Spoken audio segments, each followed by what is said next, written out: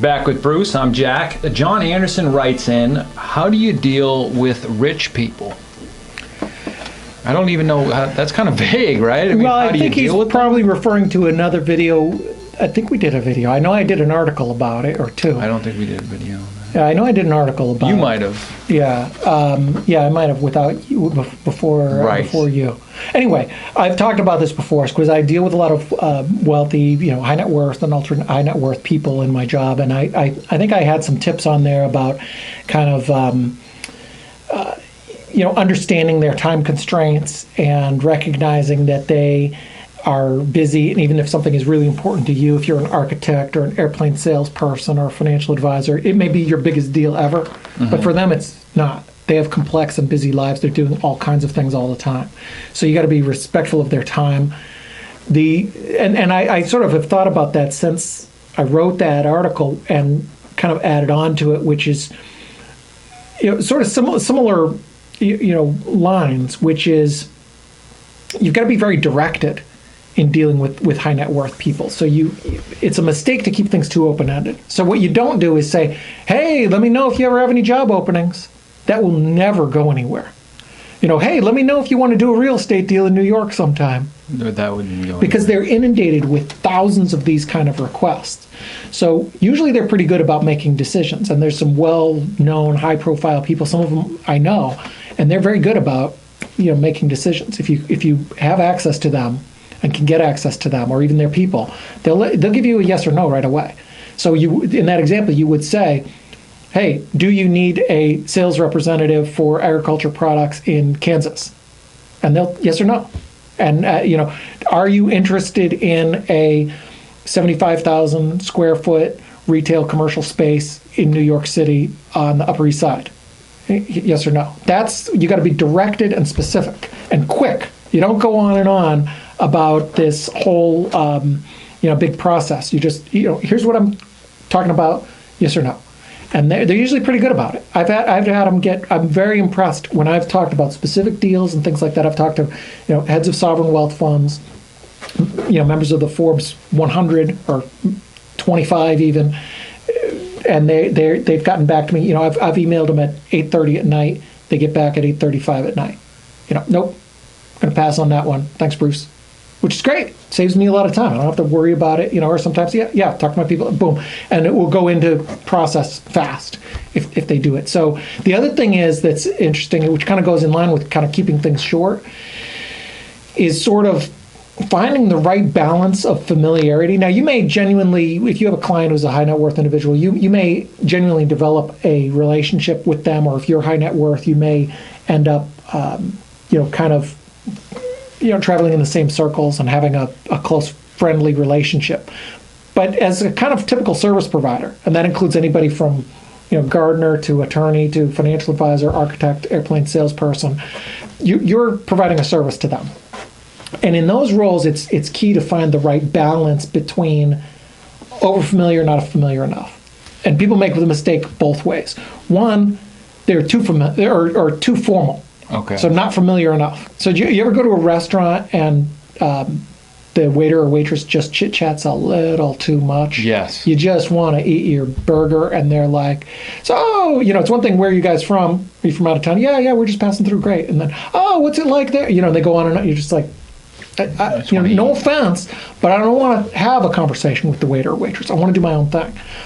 That's the way it is for high net worth people, and particularly celebrities. You hear some celebrities. There's somebody I was talking to. They're complaining.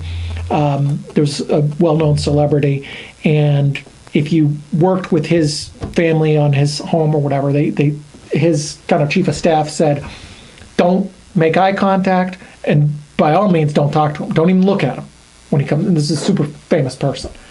And he said, wow, what a stuck-up jerk. And I said, not really. This is a guy who's inundated with thousands of people wanting a piece of him all the time. So it's not that he's a jerk. It's probably because he's actually a really nice guy and, likes to talk to people. You and I like to talk to people. Yes. But it's interesting. And we don't mind talking to the guy who's there to change the tire, and we're chit-chatting. He may not be our best friend, but we don't mind. But if you have hundreds of people like that in a day, you're like, all right, I don't want to. I just I want to do my own thing. I don't want. Understandable. So don't start talking to me because So it's not necessarily that they're being jerks, but it's. Oh, I that, see your point on that. Yeah, they're inundated. So sometimes people will make a mistake of being too formal. So they'll go on and say, Mr. So-and-so, I have long been interested in your work and blah, blah, blah, blah, blah, blah, blah, and here's what I do and here's what my company is. No, just get to the point. Respect their time, get to the point. So, and they don't want to be overly, formal treated. If you're a ultra high net worth and I'm advising you, I don't want to go in here and say, well, Mr. Levangie, as you know, there are many different things that we could consider, and we have thought about all of the options, and we have considered your ideas, and blah, blah, blah, blah, blah, blah. No. I probably zone out my ADHD. Here's what we want to tell you. Here's the thing, bottom line. So people will be overly formal with titles, and, some people in this category are, titles for government or, royalty or whatever. People sometimes go overboard with that. Just laying it on too thick. Yeah. Kind of thing. The other mistake is being too kind of like the waiter or waitress, just being too informal.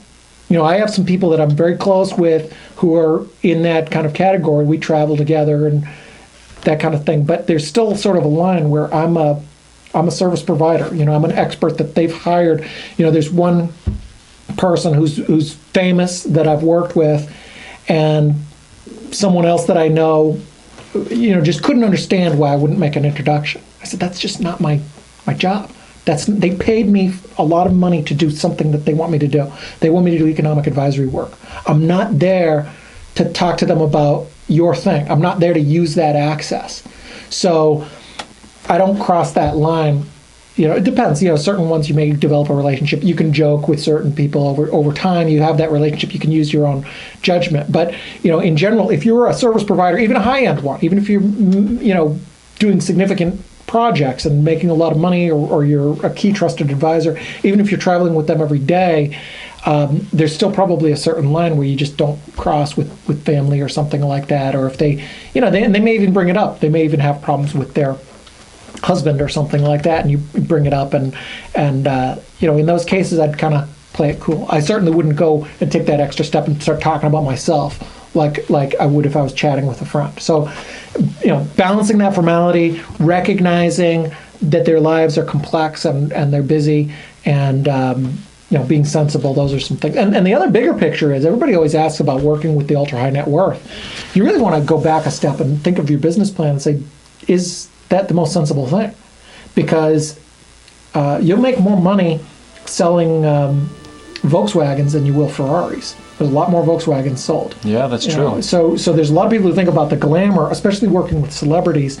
Celebrities can be a hard time. They have busy lives. They're traveling all the time. It's hard to get their bandwidth. They usually have a close-knit group of people that protects them. So there's benefits and drawbacks of each. I would recommend to anybody, if you're saying you want to work with ultra high net worth, say, well, why? Is it because you think it's cool and fun and easy? That's a bad reason. If it's because your product specifically can only service them, well, that's another thing. But think about it, make your business plan. It might make sense to work with regular people. And be concise. Thanks.